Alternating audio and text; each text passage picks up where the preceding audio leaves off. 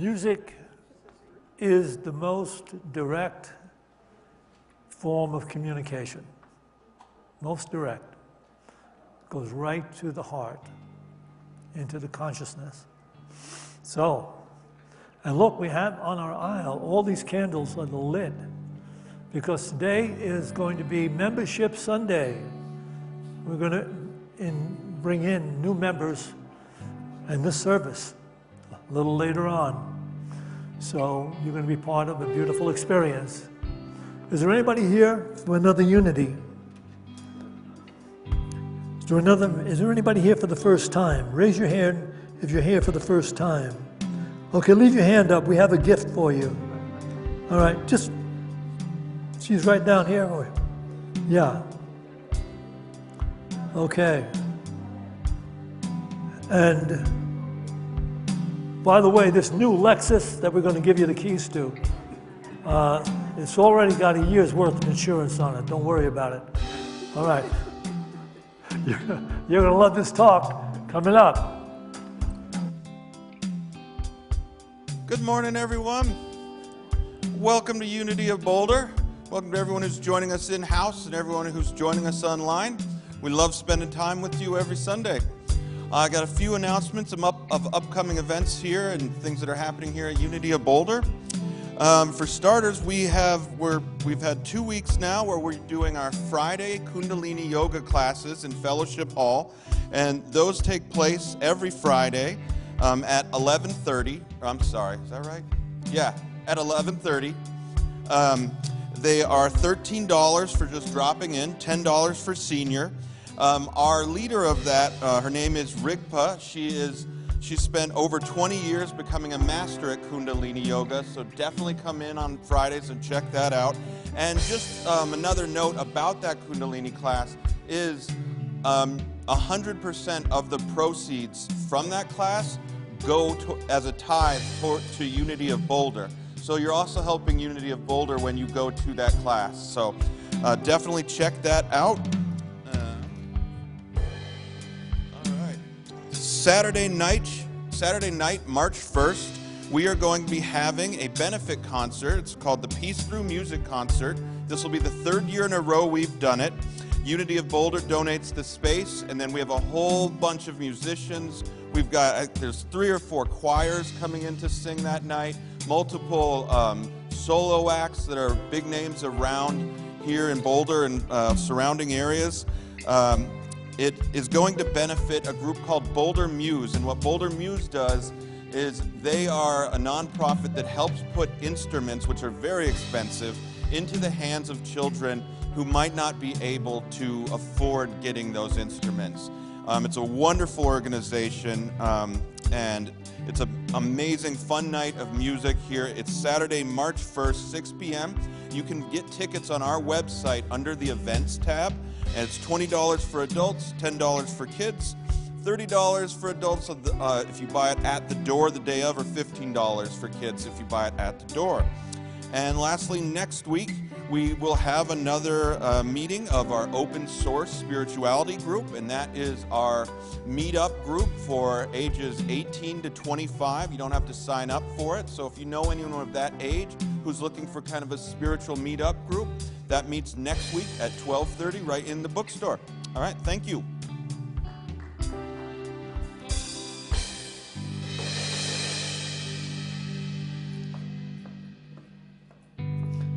Good morning, everyone. Welcome to Unity. This is the point in our service. It's a call for prayer, and we have an opportunity right now to send prayers out to anybody that is facing a challenge in their lives right now. We know that we're not changing anything about God, but we're aligning ourselves with this Christ potential that's in the oneness and in the vibration of healing so that we may send that kind of love to others. We also ask you to write your name down on a piece of paper. Anybody that you're wanting to pray about, you're also welcome to write your own name down, of course. And Steve Sheets, who's the head of our prayer team, will come down and collect the names, and then they will go into our prayer box for the next month and prayed over every day, and then they're sent to Silent Unity and prayed over for another 30 days. We like to sing this song to come into the presence of this room and become aware of this potential. May the long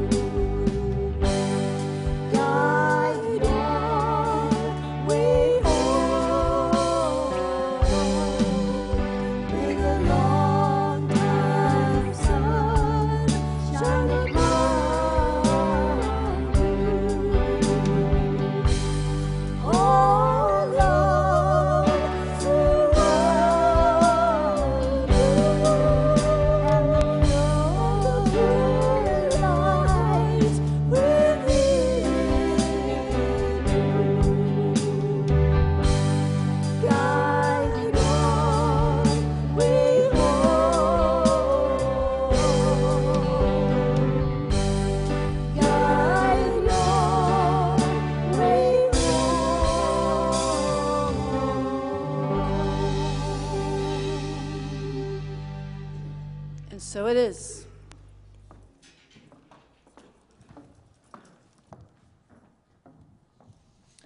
And now we'd like to welcome to our stage, I don't even need to introduce these guys anymore, Ravenwolf. Heather here and Jamie. Take it away.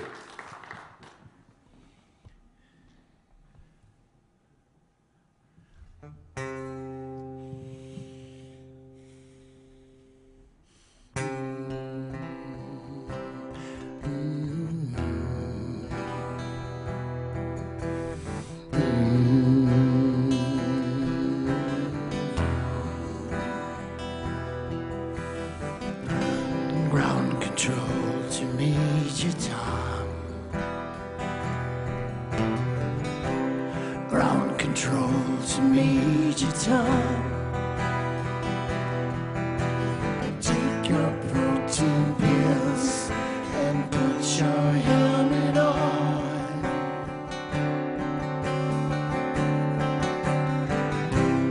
Ground control to Major Tom. Convincing countdown engines on. Check your condition, and may God's love be with you.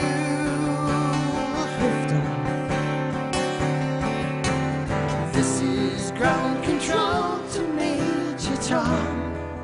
You've really made the grade, and the papers want to know whose shirt you wear.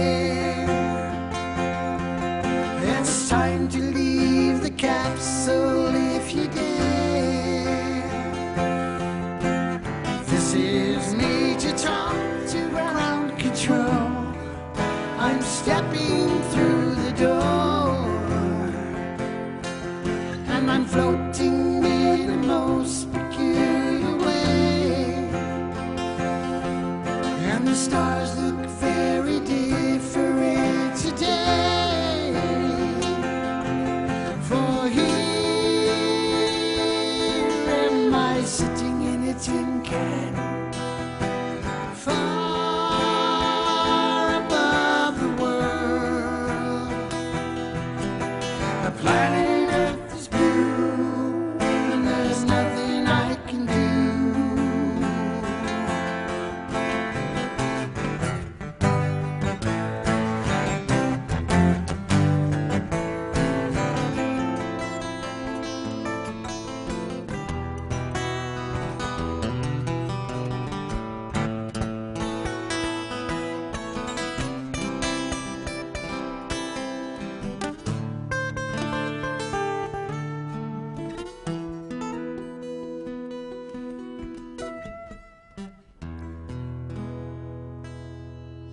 Though we passed 100,000 miles, I'm feeling very still. I'm sure my spacecraft knows which way to go. Tell my wife I love her very much, she knows. Ground control to Major Tom. The circuit's dead, there's something wrong. Can you hear me, Major Tom? Can you hear me, Major Tom? Can you hear me, Major Tom? Can you hear? Am I sitting in a tin can, far above the moon? Planet Earth is blue, and there's nothing I can do.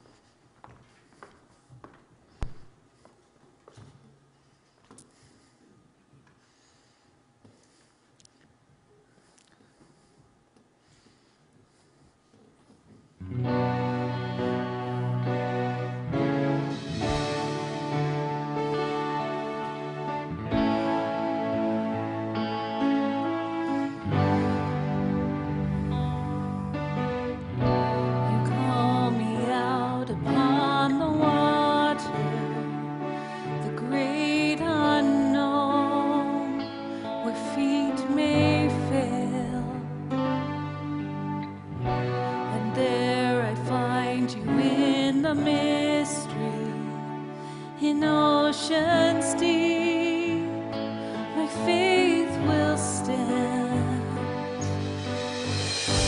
and I will call upon your name and keep my eyes above the waves. When oceans rise, my soul will rest in your embrace, for I am yours and you are mine.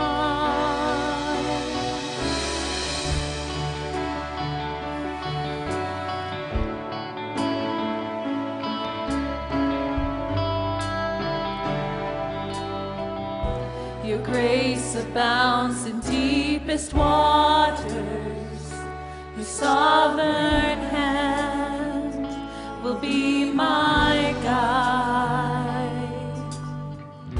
Where feet may fail and fear surrounds me, you've never failed and you won't start now. And I will call upon your name and keep my eyes above the waves. When oceans rise, my soul will rest in your embrace, for I am yours and you are mine. Join us on this part. You say to sing is to pray twice.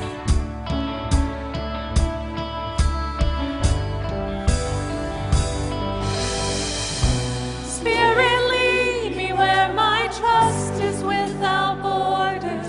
Let me walk upon the waters wherever you would call me. Take me deeper than my feet could ever wander, and my faith will be made stronger in the presence of your love. Spirit, lead me where my trust is without borders. Let me walk upon the waters wherever you would call me. Take me deeper than my feet could ever wander, and my faith will be made stronger in the presence of your love. Spirit, lead me where my trust is without borders. Let me walk upon the waters wherever you would call me. Take me deeper than my feet could ever wander, and my faith will be made stronger in the presence of your love.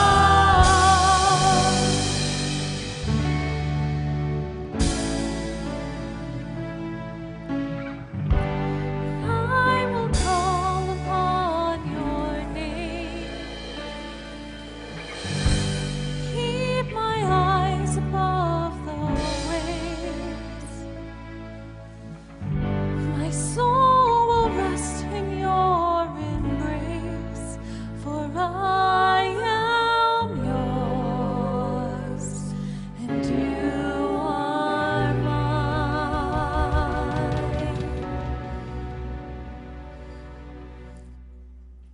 Beautiful.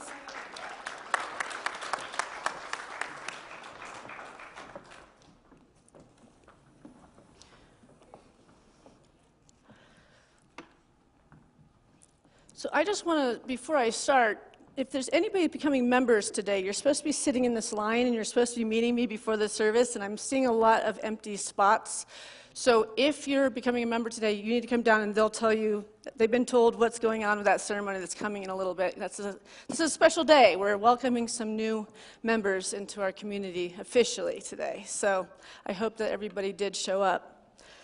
So today, my talk title is Lose Your Mind to Gain Your Soul. And this is the second week I'm speaking on this topic, and that wording was written by Ram Dass. Lose your mind to gain your soul. We talked a little bit about what that means, to lose the mind.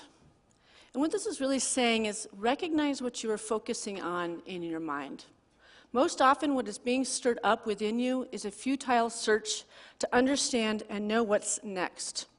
And it sends you on an endless cycle of confusion and stress when what's next is none of your business. Now it's all we ever have, and filling the mental cup with all that is present in this very moment to be expressed without the multiple task of living somewhere else when everything is happening right here. Right here, right in this moment.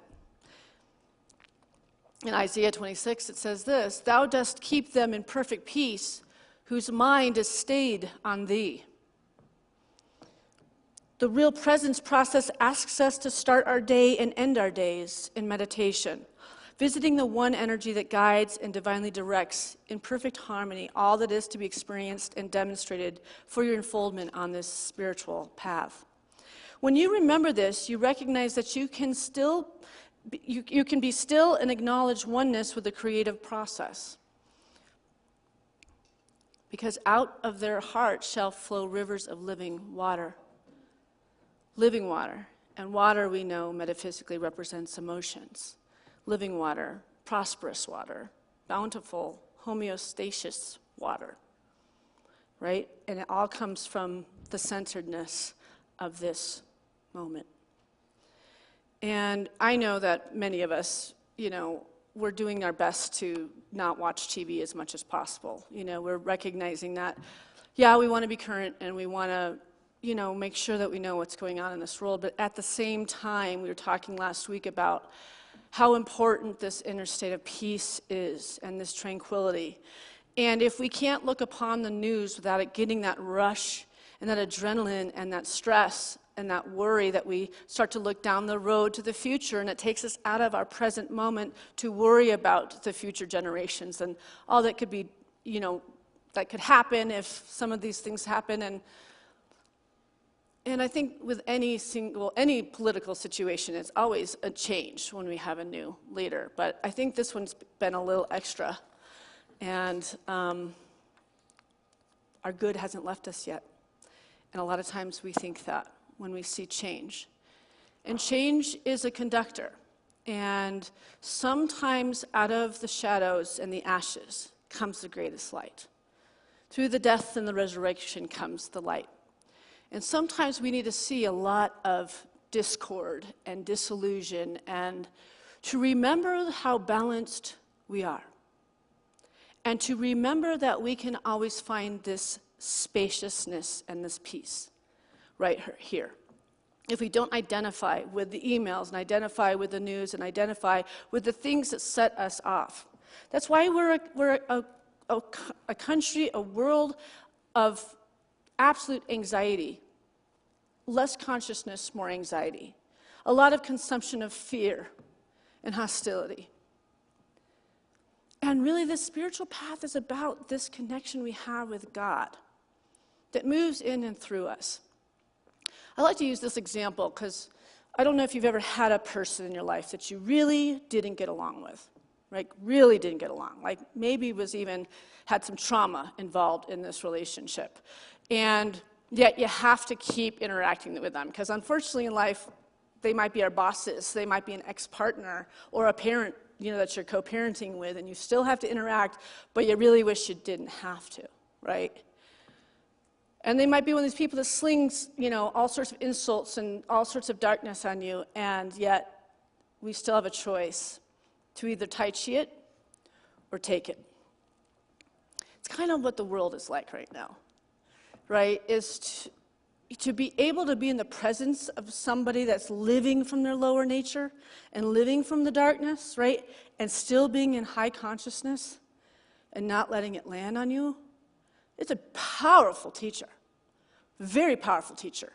And it's usually not just one person. We have multiple people like this, but there's usually one that's the winner, right? The one that really can set you off and trigger you and all that. That one is a divine person that the universe sent us to learn forgiveness, to learn to take a breath, and to learn to not react with the same energy that's coming at us, right? All of these things are teachers. And I think we're in a powerful study group right now.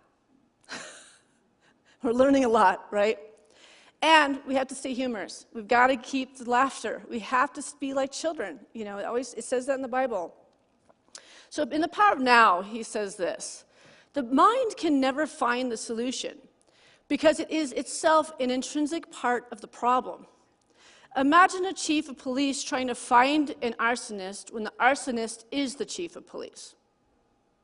You will not be free of that pain until you cease to derive your sense of self from identification with the mind, which is to say, from ego.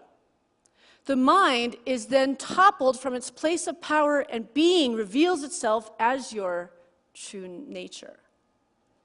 Did you know that being sometimes is the most important doing we can do? Laura gave me that one the other day. Where's Laura? Yeah, I don't think I said it exactly right, but I pulled it out from the ethers, and she said it, and I said, that's a good one. I got to add that to the service today. And what is the definition of ego? It's anywhere God is not present in body, mind, and spirit. It's not God's doing, it's the work of your own limiting thoughts, cutting you off from the very union with the one energy that moves everything divinely in your lives. And I think a lot of us have always wondered, you know, what ego is. And we've heard many, many definitions, but I think that's the best one. It's where God is not present. And it doesn't mean that God is ever not present. Who's blocking it is us.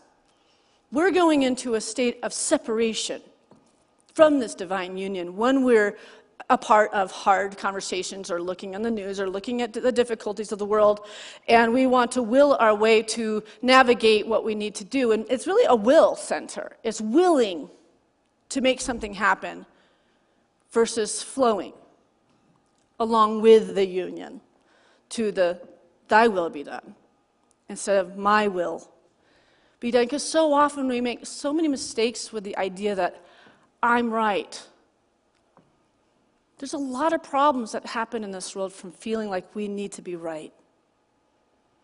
My dad always would say when we were little kids, he'd say, is it more important for you to be right now or to be peaceful?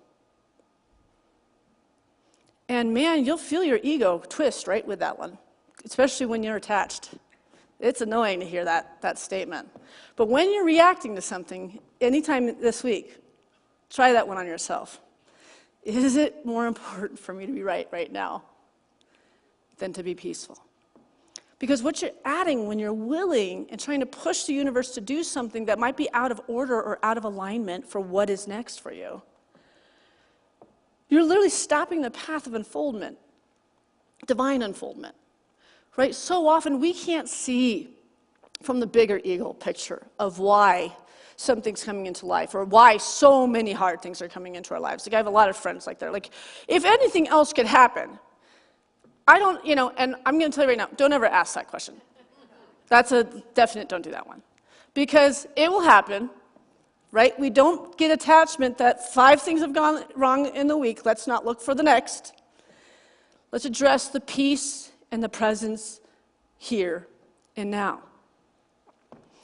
So in Polishing the Mirror by Ram Dass, he says this: taming the mind is fraught with paradoxes. You have to give it all up to have it all. Turn off your mind. There's a place in you beyond thought that already knows trust in that. Jesus tells us that unless we become like little children, that I just brought up earlier, we cannot enter the kingdom of heaven. That child mind, sometimes called beginner's mind in Zen, is the innocence of pure being, of unconditional love. Pure being is unconditional love. And so we have to take to thought, like, to be like a child again. I was at a grocery store, and I saw a mother skipping down the aisle with her little 5-year-old daughter with like just this fattest thick hair, like just the most gorgeous hair that was completely untamed and was not brushed. And I just commend a mother like that just finally accepts you're going to let your kids be who they are. I had one of those children that would not wear even the same shoe. And it was like, I fought it. Tell you don't fight it. You just realize it's creating, there's a self-expression, there's a creative expression in this child.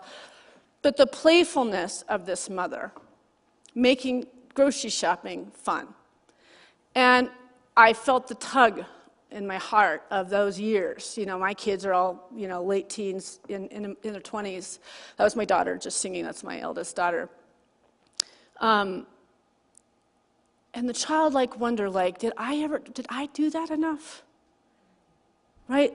Have you felt that way as a parent? Like when you look back as they're getting older, it's like, did I play with them enough?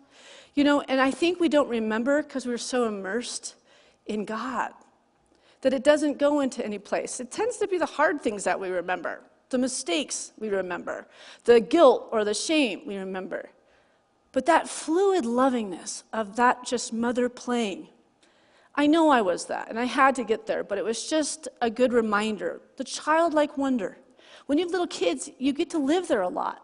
It forces us to be in imagination again, and having faith that everything's always working out, and every day is a birthday, and every day is a party, right? As a little kid, we wake up and it's like, what's today?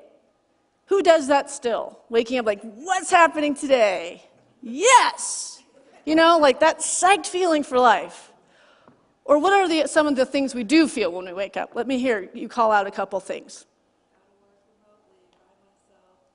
You don't want to work remotely? I have to work remotely by myself. And how do you feel about working remotely? Very lonely. Lonely. What's another thing that comes up when we wake up in the morning? I always say blessings in pink light. You always say blessings and peace and light? Blessings in pink light. In pink light. Well, that's beautiful. You know, what usually gets me out of bed is the thought of coffee. To be totally honest, you know, right? And I actually do a vinegar tea thing, but I know that the coffee comes after that part, right? And I do the meditating with the vinegar water and the whole bit. But I do get an excited feeling when I wake up. Because 10 years ago, I stepped into my calling. I finally listened to what the universe was telling me. And I stopped being afraid of not being enough. I just ever stepped in every day and did what I could do each day. And now I don't know where all that time went, but I'm here now. There's nothing like listening to your heart and stepping into your light. Everyone has a divine purpose. Everyone has a divine calling. Isn't that a more fun thing to focus upon instead of the stuff that's going on in the world? Because again, our good has not left us. But we're thinking and we're kind of perceiving and thinking from a place like it has, like all our good is back when this happened or back when that was. When, if you don't want to work remotely, you got to start considering something different, right? Because if you love yourself enough, you're going to stop being in a place of loneliness. Because I know you. You're a social person. You need other people. I need other people. I could not do remote either. I mean, I like to work alone when I need to, but then I love to collaborate and work with others, right? That divine inspiration. So our third of the 5 principles of unity says it this way. We are co-creators with God, creating reality through thoughts held in mind. Our 5 principles are very, very simple. You can memorize these things in 2 seconds. But what this is saying is what everybody's saying here. Power of now. It's saying what Ram Dass is saying. You are the creator of your life. You are creating your life every minute and every hour of your life. So you're co-creators with God, creating reality through thoughts held in mind. So let's take an inventory right now. What are some of the thoughts that you're holding in your mind? Like just look at this last week. What would you say the overarching theme was? Then we can really recognize whether we're working from a glass that's flowing over, or are we working from an empty glass with nothing to give? Is anybody brave enough to tell me what the overarching thought process was this week? Go ahead. Accomplishment. So you're in a positive place. That wasn't stressing you out, accomplishment? No. Oh, I got my taxes done this week too, actually. High five to Zolita. We got that done. Anybody else?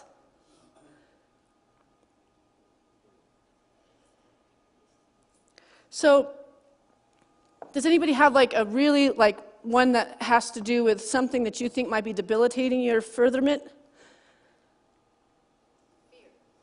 Fear. Anxiety? Yeah. And is it an anxiety around your own life, or is it about someone else? Like my mom. Several things, but like my mom's life. Okay. Right, right. And do you think that's helping the anxiety? Oh, trust, I can find myself in a good case of anxiety, so I get it. I get it. They say, like, when you're really busy and you're panicked and you have a lot to do, and we say, I just don't have time to meditate. The Dalai Lama says, you don't have time to not meditate, right? The spaciousness that happens when we take the time, the universe always makes the space for that meditation if you make it a priority. And responses to everything goes so much better when we take just even 10 minutes. 15 minutes, 30 minutes would be great. 10 minutes just getting away from everything and just focusing on the third eye and just seeing spirit downloading whatever it is that your spirit needs in body, mind, and spirit. So I'd share with you last week that I'd come back from Unity Village last week, and I didn't get to go into the detail of how wonderful that experience was. I'm attending some further curriculum as a minister right now, and I'm doing it with a group of 16 people that are amazing and are all running churches at the time. And for me, it's been an answer to a prayer that I didn't know was a prayer. To have a collective of people that work in the same visionary type of work, right? That do have to give and extend themselves a lot. And we get to come together and mirror that love with each other. It's an incredible community experience. But I've grown up going to Unity Village all of my life because my father would go to ministers' conferences there in the summers and different workshop stuff. And so I'm very familiar with Kansas City, Missouri, and I would say it's another home to me besides Boulder. And you wouldn't think Kansas City is really this beautiful place, but it's actually a very lush, gorgeous place. It really, really is. It's got great wildlife and everything else. But when I showed up and walked in, I had come from a place of a panic that I was in, because when I left for Unity Village, it was 2 days after that plane crash with all the ice skaters in it. And I talked about this last week, that I'm already not a really stoked flying person. I'm pretty much saying the light of God surrounds me and the plane the entire way. Like I've got like a mantra till it lands. But this was like extra. I think everybody could hear me doing it this time on the way there, because there'd been multiple plane crashes before then. And then when I got there, they had just said another plane crash had happened that day, and I just was done. My brother, Shad, had told me, because he'd picked me up from the airport. And when I got in there, I was not okay. But I thought I'd put on the game face that I was okay. And there's my fellow students, and they're like, "You all right?" Like, I was like, are you talking to me? I thought I got that mask good in place, right? But the feeling of being seen and people knowing you enough that there's no shadow, there's nothing that they don't know about you now. Because you've been in this community where you're growing and deepening your spiritual work, and there's a lot of tears in that process. There's a lot of laughter too, but there's a lot of vulnerability and nakedness in the process of working with the 16 people. So to feel that connection, that they read that, and they haven't seen me since last year. I mean, we see each other almost every night on Zoom, but it spoke to me. It had a radiance within me. And so it just reminds me of this quote that one of my teachers said to me. It's our innate need to feel safe, and a sense of belonging is one of our most essential needs. Our innate need to feel safe and a sense of belonging is one of our most essential needs. And, I think that many of us have experienced being a part of that collective place where we felt that kind of love and being seen. And we've also felt that isolation when we felt far apart and we don't even know who to call when we're struggling or going through a difficult time. This leads us back to community and why community is so important. I realize, when I had to lead this center through COVID, that was a nightmare. I wasn't prepared. Nobody told me this thing was coming, and then out of nowhere it was like separation and masks and who's getting vaccines and who's not getting vaccines. And it was just, and we're in this place to hold this place like everything's okay, guys. It's really okay, right? And here we're having to meditate, but we have nobody to lean on. We're having to bring church together. How do we do this in a safe place? But I just watched the tearing of the fabric of this place happen for weeks and months, and it's never been the same. So many of you are watching us online. It's great, but we can't afford this building anymore. This building we're not covering it. We're going to our savings account every single month, like $20,000. It's running out. Our time here in this building is because community everybody says it's important, and they even say that it's important, but yet we still choose the separation because there's still something that's got a trigger and a trauma in us from COVID.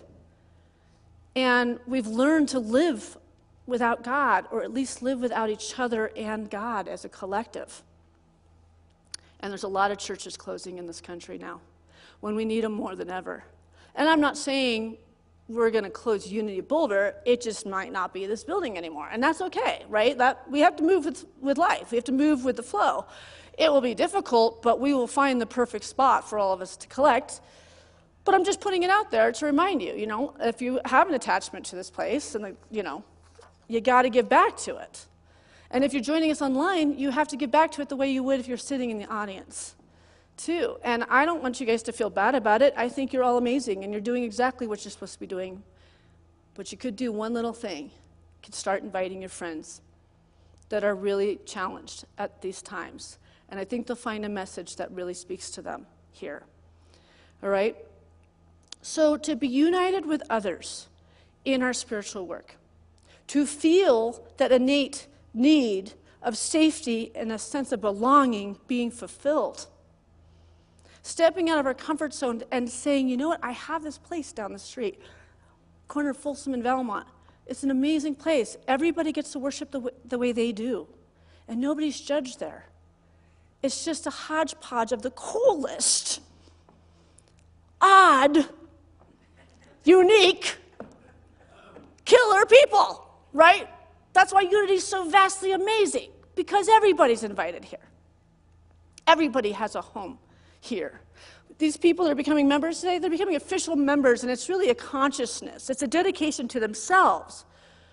But we already consider everybody a member here. That's just at the core of the values of Unity. The second you walk in here, you're a member, right? We were never meant to go it alone, spiritually speaking, any more than we were meant to go it alone socially. So many of us have been burned by spiritual and religious communities that solo spirituality seems our only recourse. That's why a lot of people have gone alone on the process, right?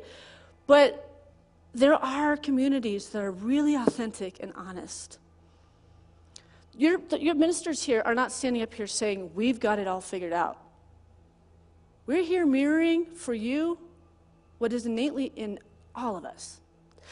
If I had to build another sanctuary, there would not be a stage like this. I would be with you. But because with all the cameras and everything else, we have to use the sanctuary the way it's built. It would be more of a community center. Get the pews, make this more interactive, much more of a family time together. So why is spiritual community important? Spiritual communities play a vital role in the larger society. They are a go-to place for rejuvenation and renewal. They are a moral high ground and can be an authentic source of universal wisdom and values. Spiritual communities promote forgiveness. And forgiveness itself can restore relationships and improve mental health and well-being. When we're working on our forgiveness practice, man, when you really and truly do forgive somebody else, even if they don't deserve it, that's not really up to us. We forgive from this side, and we release ourselves, and we let go from this angle, and we let them be blessed. We let them be okay. And we no longer have to carry that heavy energy, right? What does the Bible say about spiritual community? Jesus did not do life alone, and neither should any of us. In John 1, it says, "But if we walk in the light as he is in the light, we have fellowship with one another, and the love expressed cleanses us from our error thoughts." This is in John 1. "But if we walk in the light as he is in the light, we have fellowship with one another, and the love expressed cleanses us from the error thoughts." As we become more like Christ's example through fellowship, our need for community increases. The more we are feeling this life form, this vigor, this energy, this happiness, this love, this compassion, this forgiveness, this connection, we want to talk to somebody else about it. It's so lonely to witness miracle after miracle and have nobody to share it with. To be able to bear witness and to listen deeply to somebody else's experience and to hear how they overcame the difficult stuff. And you meet people that have lost children in this church, and they've lost even multiple children, and they're those ones that are sitting in the pew smiling through the entire service because they got something from that hard, horrible thing that nobody would ever want to go through. They experienced God in action. They had to learn to live with the most painful thing you can in the human experience and still find that eternal light, that eternal life. And if you really deeply look into unity, we also know that there is no separation of energy. Energy can never die. So we know when we lose a crossed over loved one, it's just a new extension. It's a different communication. It's a different experience. So there's so much reward to knowing that there is no ends or beginnings. And who's to say what is the beginning and what's the end? When you really take this work into your heart, it transforms you, and they say it actually brings you back to who you were originally, that already knew all this.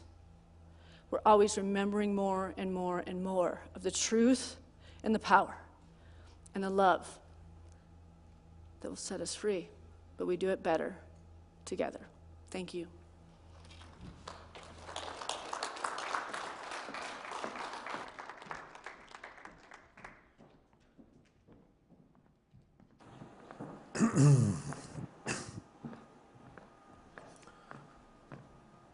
Well, it's amazing was listening to Syntysche quoting from Baba Ram Dass. I actually sat in a small gathering with Baba Ram Dass years ago in New York City. And that's when he was a fledgling guru. He had just gotten back from India. And you know what the first thing that happened to Ram Dass when he went to India? He had a Land Rover that he thought he was going to stay for a while. So instead of renting it, he's put a down payment on it. He's going to buy it.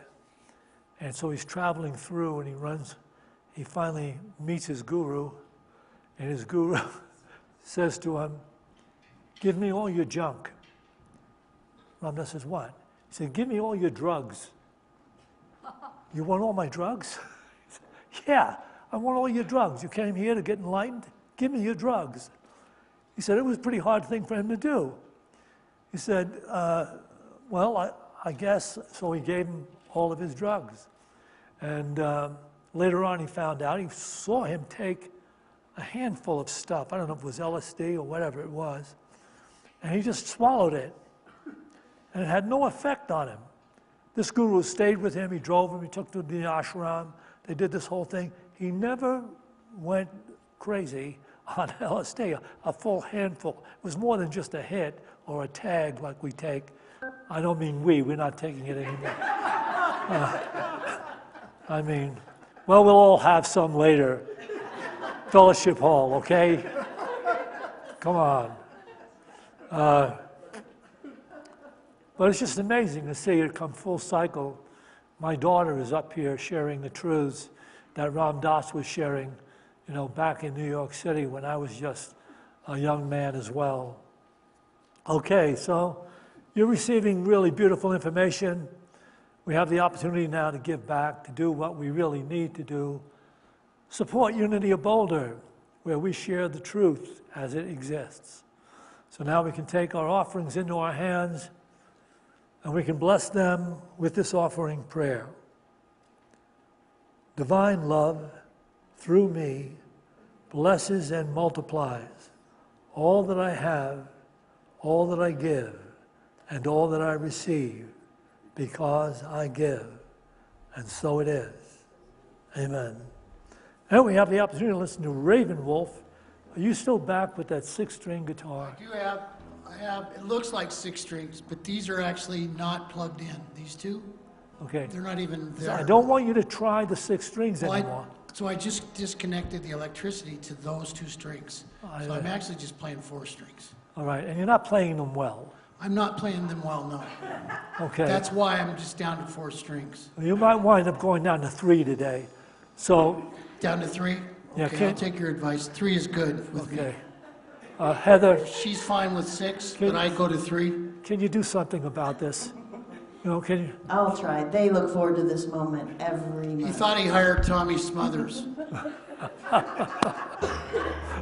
Enjoy. Big hand for Jack, as always. He's our band manager, equipment manager. Something's happening here. What it is ain't exactly clear. There's a man with a gun over there telling me I've got to beware. I think it's time we stop. Hey, what's that sound? Everybody look what's going down.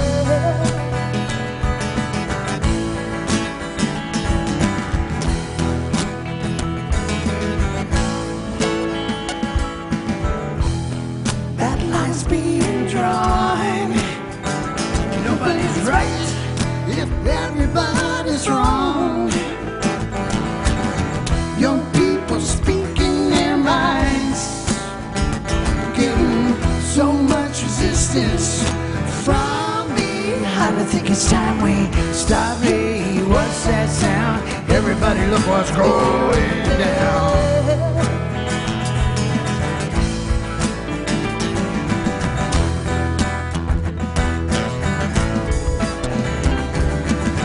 Yep, what a field day for the heat. 1,000 people in the streets, singing songs and carrying signs, mostly saying hooray for our side.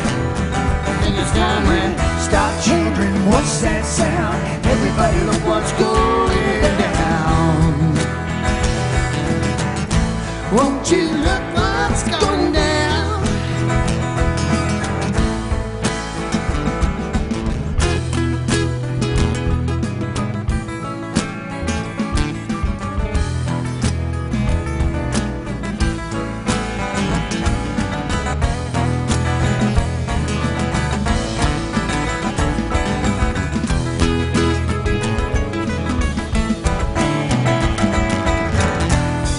Paranoia strikes deep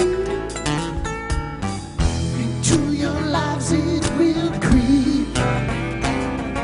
It starts when you're always afraid. Step out of line and the man comes and holds your ass away. I think it's time we stop. Hey, what's that sound? Everybody look what's going down. Sing, stop. Hey, what's that sound? Everybody look what's going down. Sing, stop. Hey, what's that sound? Everybody look what's going down. Sing, stop. Hey, what's that sound? Everybody look what's going down. Yeah. Won't you look what's going down? Won't you look what's going down? Won't you look what's going down? Won't you look what's going down?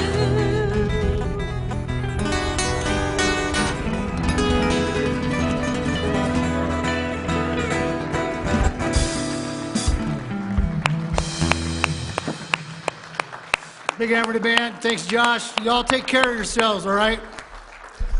You're not going to see that song performed down at the local Presbyterian church. Oh my goodness. Love the slides. I didn't see that ahead of time. All right, I'm going to invite Norma up, and then we're going to start our membership ceremony. So you all just follow Rigpa because she knows what we're doing.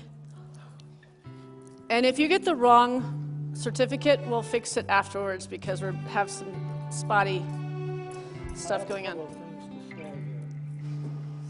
One, about membership. When you decide to become a member of Unity, you're deciding to enter into the spiritual journey seriously, because the world is filled with distractions. And those distractions have held people separate and apart from the true joy and the love of living effectively. And when you enter the spiritual journey seriously and you take to task your own awareness to try to open it up to its reality, the reality of your awareness is that you are divine in origin, and you are here working to become divine in expression. Upon achieving that, you've achieved true life, enlightenment, and a life that's truly worth living. So membership is not some casual thing. You're not really joining a particular church center. You are joining the efforts of creation to bring the human experience into that divine state of enlightened awareness, love, and unconditional joy. So when you come up to pick up your certificate up here, I'm just going to shake your hand and say welcome. But with that welcome goes everything that's coming to the light on planet Earth, everything that's seeking to become one with this divine intelligence and love. Everything is saying to you, welcome, welcome, welcome. Okay, so when you come up, I'm going to shake your hand, and you're going to stay up here, form a line, and then we're going to have a collective prayer together. Just a moment.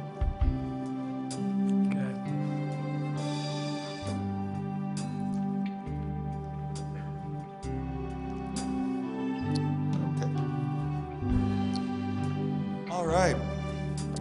Rigpa and Sattva, our first ever canine member.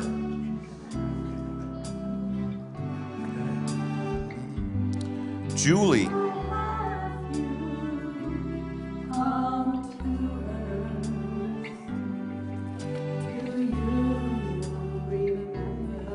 Welcome. Rick.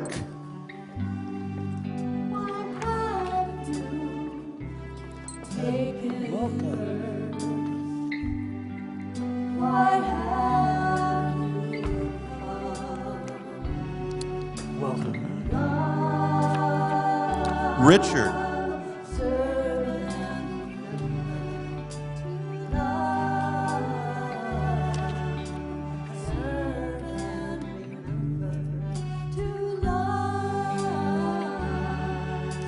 Win.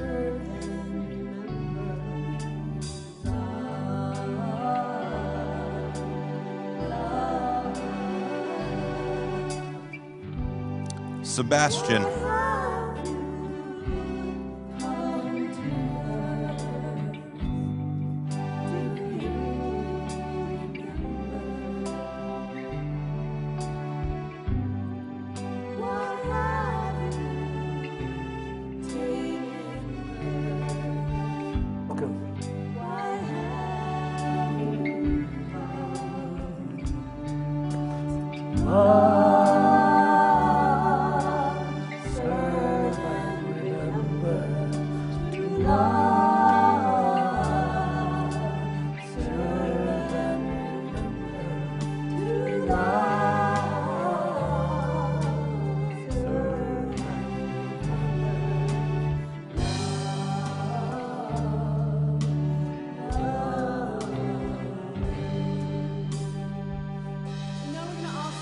and give them a blessing.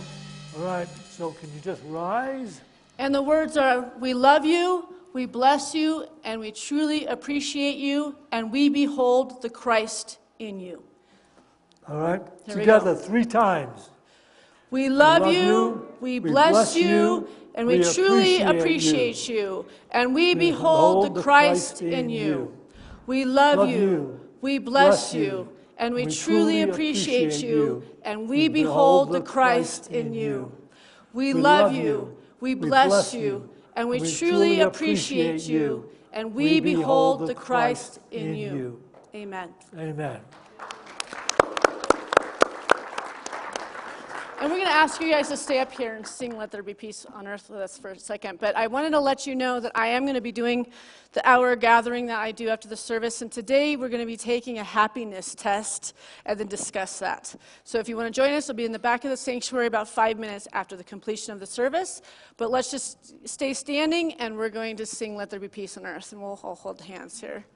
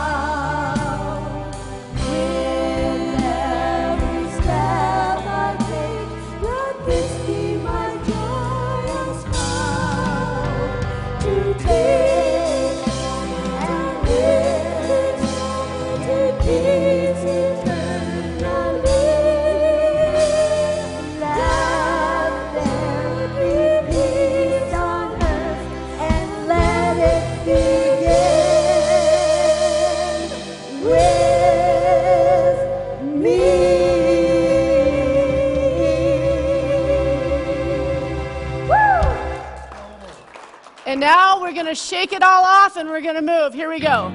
I release and I let go. I let the Spirit run my life. And my heart is open wide. Yes, I'm only here for God. No more struggle, no more strife. With my faith I see the light. I am free in the Spirit. Yes, I'm only here for God. Let's hear you. I release and I let go. I let the Spirit run my life. And my heart is open wide. Yes, I'm only here for God. No more struggle, no more strife. With my faith I see the light. I am free in the Spirit. Yes, I'm only here for God. Now it's your turn. I want to hear you. I release in the Spirit. And my heart. Yes, I'm only here for God.